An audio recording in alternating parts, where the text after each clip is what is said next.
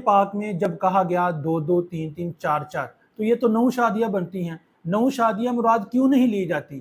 حالانکہ قرآن پاک میں جب گنتی آتی ہے تو اس کو جمع کیا جاتا ہے۔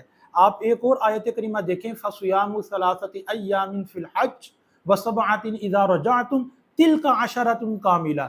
پہلے ثلاثہ کا لفظ آیا جس کا مطلب 3 ہوتا ہے، پھر سبعہ کا لفظ آیا جس کا مطلب 7 ہوتا ہے، پھر آگے کہا گیا کہ یہ 10 ہو گئے۔ تو جب 3 اور 7 کو ملا کر 10 کہا جا رہا ہے تو یہ جو نکاح والی آیت کریمہ ہے یہاں 2 3 اور 4 کو ملا کر 9 شادیاں کیوں نہیں کہا جا رہا؟ 4 شادیاں کیوں مراد لیا جاتا ہے؟ نحو آپ کو یہ ثابت کر کے دکھائے گی، نحوی بحث سے آپ کو پتہ چلے گا کہ یہاں 9 شادیاں مراد لی نہیں جا سکتی۔ بعض کہہ دیتے ہیں کہ یہاں پہ واو بمانا او ہے، یعنی 2 2 3 3 4 4 کا یہ مطلب ہے کہ 2 2 یا 3 3 یا 4 4، ایسی بات نہیں ہے۔ واو بمانا او نہیں ہے، واو کے معنی میں ہی ہے۔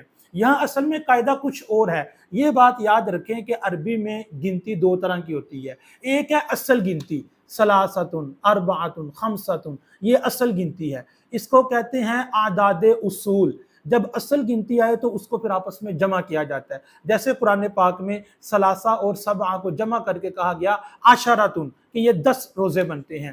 لیکن ایک گنتی ہوتی ہے اعداد معدولہ، یعنی جو اصل سے پھری ہوئی ہوتی ہے۔ یاد کرے عدل کا سبق جو آپ نے درس نظامی میں پڑھا ہوگا، جہاں پہ عدل تقدیری آیا تھا۔ یہ جو مثنا ہے، مثنا کی اصل ہے اثنتانی اثنتانی یا اثنانی اثنانی۔ اسی طرح مثنا و ثلاثہ، ثلاثہ کی اصل کیا ہے؟ ثلاثۃ ثلاثۃ۔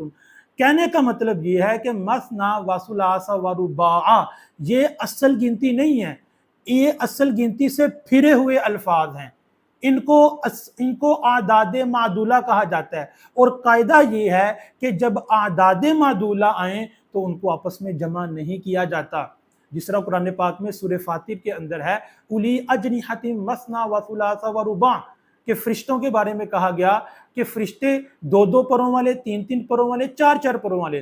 تو اس کا یہ مطلب نہیں تھا کہ 2 3 4 جمع کر کے ہر فرشتے کے 9 9 پر تھے، نہیں، اس کا یہ مطلب ہے کسی فرشتے کے 2 پر ہیں، کسی کے 3 پر ہیں، کسی کے 4 پر ہیں۔ تو اصول یاد رکھیں، اعداد اصول اصل گنتی آ جائے اس کو جمع کیا جائے گا، لیکن اعداد معدولہ جو اصل گنتی نہیں ہوتی، جس کو اصل گنتی سے پھیرا گیا ہوتا ہے، جیسے مثنی و ثلاثہ و رباع، ان کو آپس میں جمع نہیں کیا جاتا۔